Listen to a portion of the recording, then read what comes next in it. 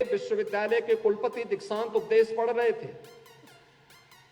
कि भारत के उपनिषद के तैत्तिरीय उपनिषद के मैं विस्तार से इस बारे में भारत के एक स्नातक के लिए क्या कुछ होना चाहिए जीवन में अच्छा बनने के लिए, उसका जीवन लोक के लिए, राष्ट्र के लिए समर्पित भाव के साथ कार्य करने वाला होना चाहिए।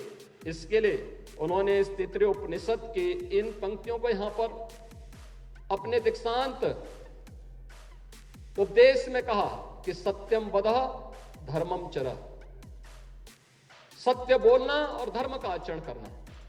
धर्म का आचरण, धर्म उपासना विधि नहीं है, धर्म नैतिक मूल्यों का, सदाचार का और हमारे कर्तव्यों का एक पर्याय है, जो देश काल और परिस्थितियों से प्रभावित होकर के हम सबको सम और विषम परिस्थितियों में अपने कर्तव्य के प्रति लगातार आगाह करता है। अपने कर्तव्यों के प्रति सजग होकर के कार्य करना, यही हमारा धर्म है।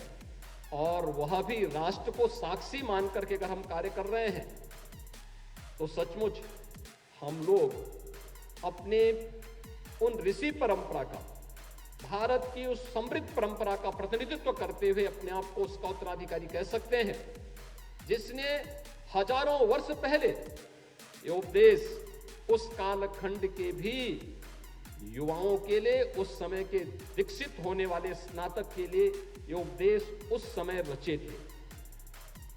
और आज भी हम तैत्तिरीय उपनिषद को दीक्षांत समारोह का साक्षी मान करके उसके अनुरूप अपने कार्यक्रमों को आगे बढ़ाते हैं।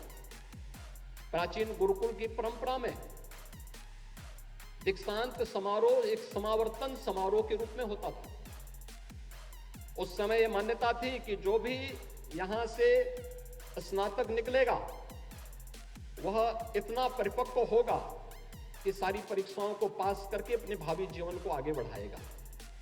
तो एक समावर्तन समारोह हुआ करता था।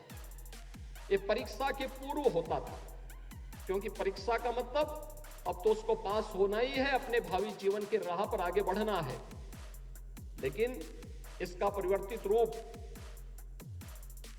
आधुनिक काल में दीक्षांत समारोह के रूप में, कॉन्वोकेशन के रूप में हम सबके सामने आया कि पास होने के बाद एक विशेष समारोह में डिग्री अवार्ड की जाए।